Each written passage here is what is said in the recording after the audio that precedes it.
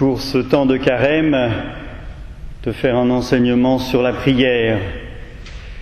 Avant tout, je tiens à rappeler que le temps de carême est posé sur 3 piliers: la prière, le jeûne et la charité.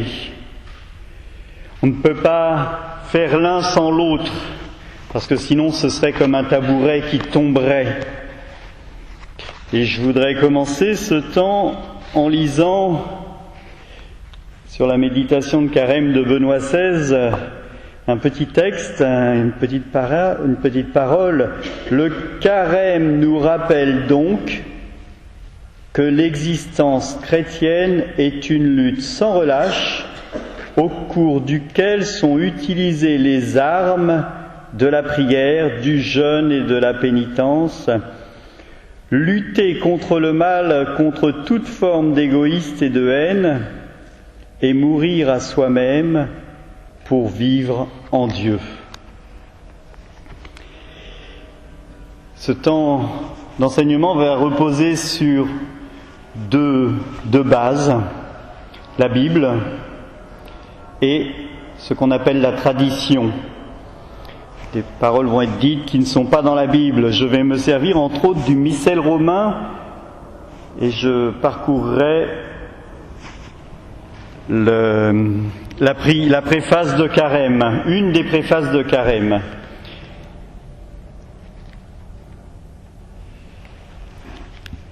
Trois piliers. Aujourd'hui, la prière, mais la prière tout au long de ma journée, tout au long de ma vie. La prière, c'est une relation avec Dieu qui peut se faire de différentes façons. Dans la bénédiction ou l'adoration, dans la demande ou la supplication, dans l'intercession, l'action de grâce et la louange. Pour cela, il est bon de pouvoir contempler Jésus quand il prie. Et je vais m'appuyer donc sur cette Bible.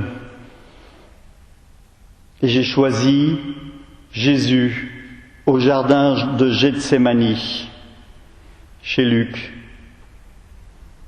Sortant de là, il se dirige selon l'habitude vers le mont des Oliviers et ses disciples le suivent. Arrivé en ce lieu, il leur dit « Priez pour ne pas être pris en tentation ». On sent que Jésus, à ce moment-là, a bien conscience que ce qui pose le plus de problèmes pour l'homme et pour ses disciples, c'est la tentation. Lui a su y résister quand il a été 40 jours au désert, parce qu'il a prié, il a jeûné, tout cela pour offrir en charité à ses frères les hommes sa vie. Puis il s'éloigne d'eux à la distance d'un jet de pierre et fléchissant les genoux, il fait cette prière. Je vous invite à écouter parce que c'est Jésus qui prie son Père. Père, si tu le veux, fais passer cette coupe loin de moi, cependant que ce ne soit pas ma volonté, mais la tienne qui s'accomplisse. Il y a une demande de Jésus. Mais cette demande, elle n'est pas une demande d'insistance pour lui. Elle est toujours en lien avec la volonté du Père.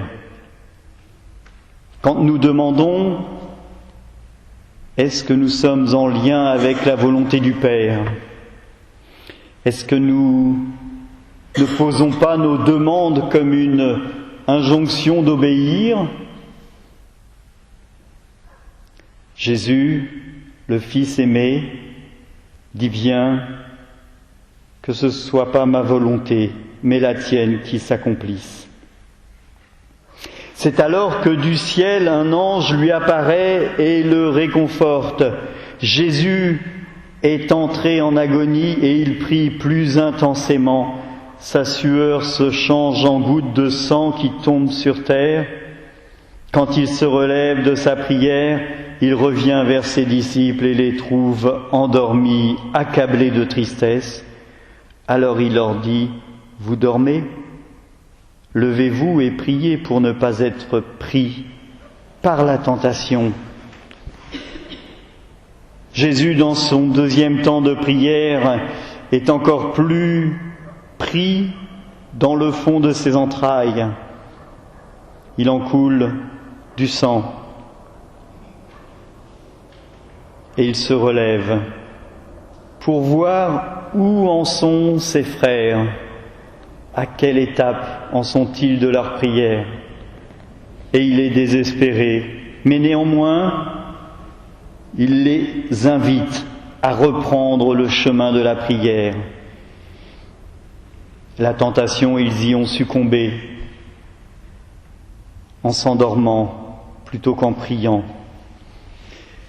Nos prières sont présentes en nous pour que nous puissions grandir dans la foi, la charité. Et la prière est un exercice. Nous sommes invités au quotidien à prier. Les prières peuvent être toutes simples en sortant de chez vous. Merci Seigneur pour ma famille qui est là, dans la maison et qui va bien. Merci Seigneur pour moi qui suis en pleine santé et qui peut aller au travail. La prière est aussi un dialogue, un cœur à cœur, un face à face avec Dieu. Rentre dans ta chambre, ferme la porte et prie. C'est ce que nous avons entendu mercredi des Cendres. Le Père, lui, sait que tu es là et ce que tu lui demandes. Matthieu dira à un autre endroit, avant que tu ne le demandes, il t'a déjà exaucé.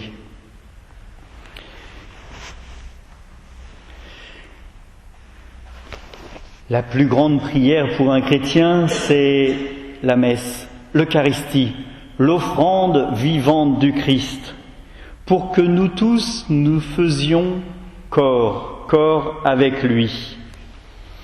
Et je vais vous inviter à écouter une des préfaces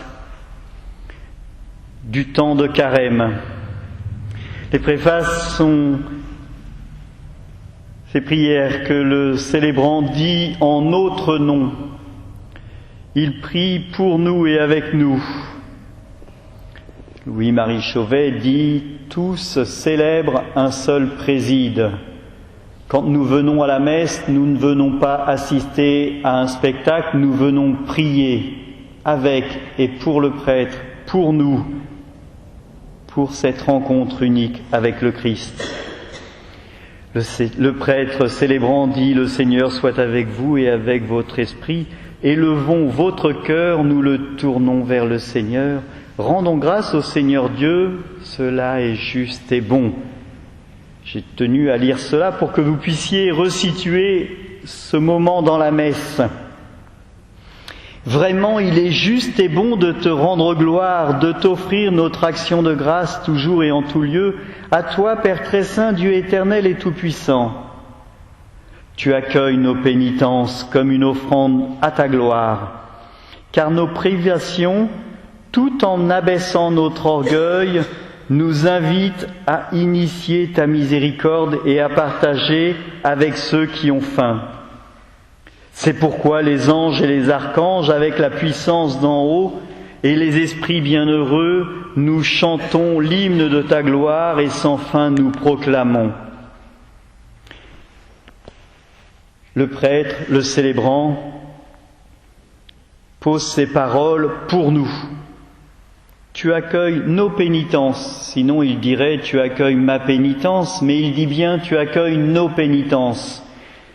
Il fait une prière d'intercession. Il intercède pour l'ensemble de la communauté qui est présente et pour ceux qui ne sont pas présents et qui sont représentés. Et la prière conclut avec un hymne à la louange chanté avec les anges. Ce qui veut dire que cette prière qui est ici et maintenant, elle est aussi de tous les temps, d'avant que nous naissions et jusqu'après notre mort. Et elle englobe les anges et les saints qui sont auprès du Père. Cette prière n'est pas une prière seulement du Père Machin ou du Père Tartampion, mais elle est bien une prière de toute l'Église. Quand nous venons prier à l'Eucharistie, nous venons nous associer à cette prière de l'Église.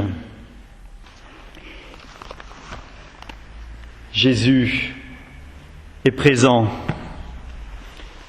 avec nous et on le sait, il a pleuré. Il a pleuré en voyant Lazare. Lazare, mort. Il s'est tourné vers son Père.